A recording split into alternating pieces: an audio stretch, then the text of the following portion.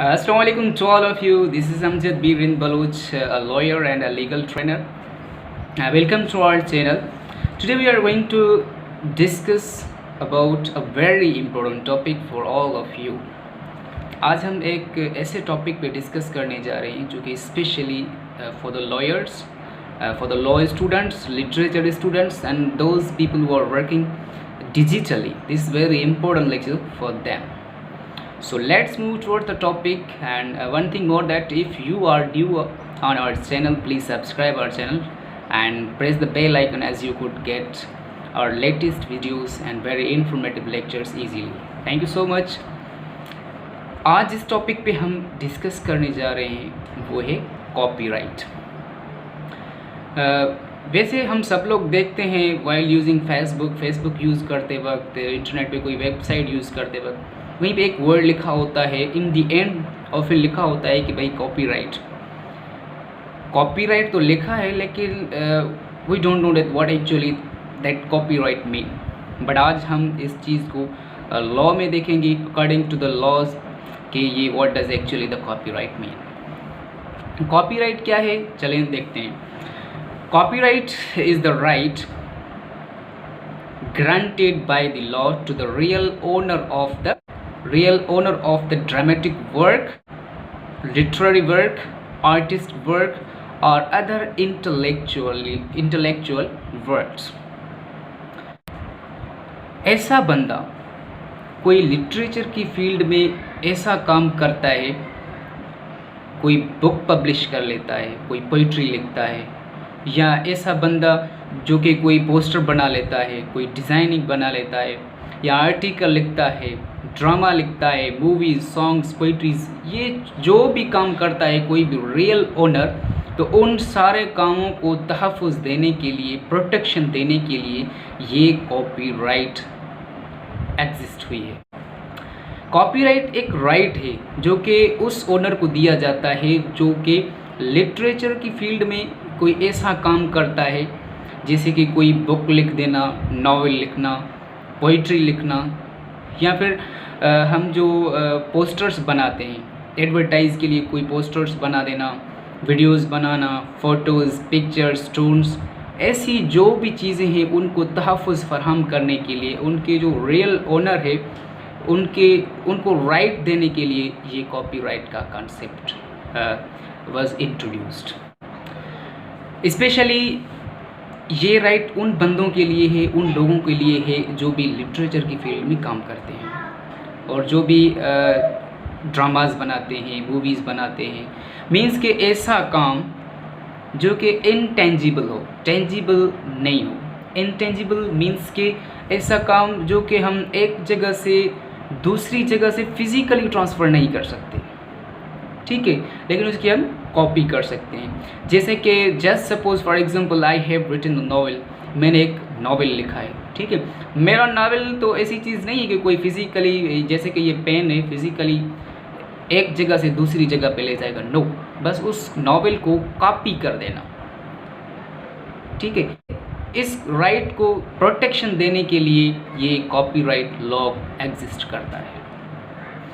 तो चलिए देखते हैं, इसकी थोड़ी सी हिस्ट्री के ऊपर बात करते हैं कि history of the copyright. Long ago, at least 120 years ago, क्या होता था कि जब भी कोई लोग ऐसे चीज़ें बनाते थे, कुछ लिखते थे, या कोई लिटरेरी कोई भी वर्क, कोई भी काम करते थे, तो उस वक्त क्या होता था कि इनकी इन्फ्रिंजमेंट बहुत ज़्यादा थी, क्योंकि वहीं पे कोई लॉ अवेलेबल नहीं था। तो एक बंदा कोई भी एक नई चीज़ बनाता था लिटरेचर की फील्ड में, तो दूसरे बंदे इजीली उसको कॉपी कर लेते थे, और जो रियल ओनर था वो कोई भी क्लेम नहीं कर सकता था, क्योंकि there was no any kind of the law. तो इन सारी चीज़ों को मद्देनज़र रखते हुए पहला जो हुआ था, इन्फोर्स्ड हुआ था for the Muslims of the subcontinent, even for the all the peoples living in the subcontinent, it was copyright act 1914। Copyright act first जो पहला जो लॉ इन्फोर्स्ड हुआ था वो था कॉपीराइट एक्ट 1914, जो कि ये सारे जो लिटरेरी वर्क्स थे उनको तहफ़्फ़ुज़ फराहम करने के लिए ये 1914 में ये कानून इन्फोर्स्ड हुआ। और उसके बाद इसी ही कानून को रिप्लेस्ड किया गया आर्डिनेंस के साथ, कॉपीराइट आर्डिनेंस 1962 के साथ, वो जो स्पेशली फॉर द पाकिस्तान के लिए इन्फोर्स्ड हुआ। और जैसे ही नया नया मटेरियल्स, नई नई चीज़ें इन्वॉल्व होती गई इन लिटरेरी वर्क्स में, ड्रामेटिक वर्क्स में, तो लाइकवाइज इसी ही आर्डिनेंस को 1962 आर्डिनेंस को अमेंडेड किया गया इन 1992 में, जो कि बहुत सारी नई चीज़ें उसमें ऐड की गई। तो ये जो हैं सारे लॉज जो हैं रिलेटेड टू द कॉपीराइट्स। कोई भी बंदा किसी के कॉपीराइट की इन्फ्रिंजमेंट करेगा, उसकी वायोलेशन करेगा, तो ये इनके लिए बहुत सख्त से सख्त कंपनसेशन एंड पेनल्टीज़ हैं इन कवानीन में। ओके, तो चलते हैं कि इसके एसेंशियल्स कौन कौन सी चीज़ें बहुत इम्पोर्टेंट हैं, तब ही आपका जो है कॉपीराइट एज अ वैलिड समझा जाएगा और आप उसे लीगली यूज़ कर सकेंगे, और अदर जो भी लोग हैं वो उसको यूज़ नहीं कर सकते। तो कौन सी चीज़ें बहुत इम्पोर्टेंट हैं। तो सबसे पहली जो चीज़ है, सबसे पहली, there must be the field of literature. It means के लिटरेचर की फील्ड होनी चाहिए कि आपने कोई बुक लिखा है, नॉवेल लिखा है, पोइट्री, प्रोज, लाइक दैट, ऐसी चीज़ें आपने लिखी हुई, या फिर आपने कोई मूवीज़, पोस्टर्स, कंप्यूटर प्रोग्रामिंग्स, ऐसा कोई काम किया है जो कि इनटेंजिबल है। तो पहली जो चीज़ है, there must be the field of the literature. अगर आपकी एक फिजिकल प्रॉपर्टी है जो कि एक जगह से दूसरी जगह पे मूव की जाती है, तो it shall not come under the category of the copyright. और जो इसमें दूसरी चीज़ है, the work which is done must be the real and original. आप जो भी काम कर रहे हैं, कोई नॉवेल लिख रहे हैं, कोई पोइट्री लिख रहे हैं, कोई पोस्टर बना रहे हैं, कोई डिज़ाइनिंग, कोई प्रोग्राम, कोई software, whatever you are doing, but it must be new and real. वो काम न्यू होना चाहिए, रियल होना चाहिए। आप उसमें किसी भी चीज़ की कॉपी नहीं होनी चाहिए, तब भी आपको ये इस राइट की अप्रूवल मिल सकती है। और उसके बाद जो है, the owner, the author of that work must be the real and specified person। जो भी बंदा उस प्रॉपर्टी, यानी कि वो जो एक बुक लिखा हुआ है, नॉवेल है, या ऐसी कोई चीज़ इंटेलेक्चुअल वर्क हुआ है, उसमें जो बंदा है वो मस्ट बी द रियल। ए ने एक बुक लिखा हुआ है और दूसरा के क्लेम करे, वो कहे कि ये मैंने लिखा है, it shall not be considered as the valid. ये ग्रांट नहीं किया जाएगा। इट मीन्स कि there must be the particular person. और उसके आगे जो है, फोर्थ जो एसेंशियल है, वो है the work must be fixed. जो भी काम किया जा रहा है वो मस्ट बी फिक्स्ड, यानी कि टेंजिबल होना चाहिए। टेंजिबल का मकसद क्या है कि उसमें कोई ना कोई ऐसी मतलब चीज़ हो जो कि लीगल क्लेम कर सके। एक ओरली कोई बंदा चीज़ कहता है कि यार ये नॉवेल तो मैंने लिखा था, it shall not be considered as the valid. उसके लिए definitely there will be the printed materials. उसके पास कोई प्रिंटेड मटेरियल्स होगा, उसके पास वो सारी चीज़ें अवेलेबल होनी चाहिए। या फिर आप कोई डिज़ाइन बना रहे हैं, तो आपके लिए डिज़ाइन के लिए आपके पास कोई ना कोई टेंजिबल मटेरियल होना चाहिए।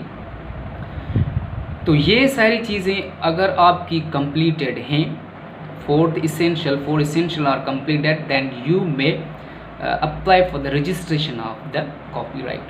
फिर आप कॉपीराइट के लिए एप्लीकेशन मूव कर सकते हैं और अपना जो भी आपका लिटरेरी वर्क है, ड्रामेटिक और आर्टिस्ट वर्क जो भी है, आप उसे एज अ वैलिड कॉपीराइट करवा सकते हैं। तो आगे चलते हैं कि इन राइट्स की वायोलेशन कैसे होती है, इन्फ्रिंजमेंट्स ऑफ द कॉपीराइट्स की इन्फ्रिंजमेंट कैसे होती है, उनके ऊपर चलते हैं। अगर कोई भी बंदा, any person without the consent of the real owner of the property doing that act which has been prescribed for the real owner, एक बंदा वो राइट एंजॉय कर रहा है, वो सब चीज़ें कर रहा है जो कि एक रियल ओनर के लिए प्रिस्क्राइब की गई हैं, then it shall be considered as the infringement of the copyright। just suppose एक बंदे ने क्या बनाया है कि एक डिज़ाइन बनाई है, ठीक है, तो दूसरा बंदा क्या करता है, उसके कॉन्सेंट के सिवा वहीं से वो डिज़ाइन उठा के उस पर अपनी कोई ऐड चीज़ करके या अपना नाम लगा के आगे फॉरवर्ड कर रहा है, तो it is the infringement of the copyright. और ये दूसरी चीज़ है distributing that work in the public. किसी बंदे ने कोई नावल बनाया है या कोई ऐसी चीज़ बनाई है, वीडियोस बनाई है, सॉन्ग्स बनाए हैं, जो कि उसका रियल ओनर कोई और है, और दूसरा बंदा क्या करता है, पब्लिक में खड़ा होकर वो डिस्ट्रीब्यूट कर रहा है, सब लोगों को दे रहा है और कह रहा है कि this thing totally belongs to me and I am the real owner of this property, then it will also be known as the infringement of the copyright. ये भी कॉपीराइट की इन्फ्रिंजमेंट हो जाएगी। और using that work for the purpose of trade, ऐसा काम करना इन चीज़ों में, मतलब कि एक रियल ओनर तो कोई और है, लेकिन दूसरा बंदा क्या करता है, वही चीज़ अपने बिजनेस, अपने ट्रेड के लिए इस्तेमाल कर रहा है, यूज़ कर रहा है, then it shall also be considered as the infringement of the copyright. जैसे कि आपने कोई आर्टिकल लिखा हुआ है, जस्ट सपोज आपने कोई आर्टिकल लिखा हुआ है या कोई ऐसी चीज़ है जो कि अर्निंग के हिसाब से है, तो आप क्या करते हैं, वहीं से कॉपी करके उठा के और आप अपने बेनिफिट जनरेट करने के लिए आगे फॉरवर्ड कर रहे हैं, डिस्ट्रीब्यूट कर रहे हैं या अपने बिजनेस के हिसाब से यूज़ कर रहे हैं, तो ये आप अगले का कॉपीराइट जो है उसकी वायोलेशन कर रहे हैं, इन्फ्रिंजमेंट कर रहे हैं। या फिर ऐसा होता है कि कोई भी बंदा अपनी पॉपुलैरिटी बढ़ाने के लिए, खुद को फेमस करने के लिए किसी दूसरे बंदे की जो लिटरेरी वर्क है वो कॉपी करके अपने नाम लगा के आगे फॉरवर्ड करे, डिस्ट्रीब्यूट करे, या कोई ऐसा एक्ट करे, वो समझे कि इस चीज़ से मेरी पॉपुलैरिटी बढ़ेगी, मैं फेमस हो जाऊंगा, और वो actually the real owner of that property is someone else, तो ये भी copyright, infringement of the copyright हो जाएगा। तो ये हो गई इन्फ्रिंजमेंट ऑफ कॉपीराइट। अगर कोई भी बंदा ये सारी चीज़ें करेगा तो ये इन्फ्रिंजमेंट ऑफ द कॉपीराइट के ज़िम्मे में आ जाएंगी। और जब भी आपके लिए कॉपीराइट अप्रूव हो जाता है, आप वैलिड कॉपीराइट बन गए, मतलब कि आपके लिए एक कॉपीराइट वैलिड बन गया है, तो जब भी आपकी इन्फ्रिंजमेंट ऑफ द राइट्स होगी तो आप लॉ में क्लेम कर सकते हैं, और जो जो आपको लॉसेस मिलेंगे वो आपको लॉसेस एज अ कंपनसेशन पे की जाएंगी। जिन्होंने आपके राइट को वायोलेट किया है उससे उसको पेनल्टीज भी मिलेंगी, और उसके साथ साथ उससे कंपनसेशन भी लिया जाएगा। और जो भी बंदा जिसके लिए ये कॉपीराइट अप्रूव किया जा रहा है, तो वो अपने वर्क को पब्लिक में डिस्ट्रीब्यूट भी कर सकता है, इंजॉय भी कर सकता है, उसमें कॉपी करके अमेंड भी कर सकता है, उससे नई चीज़ बना सकता है, बहुत सारी चीज़ें कर सकता है। If he is valid owner and if he has the valid copyright, then he can do these kind of the things.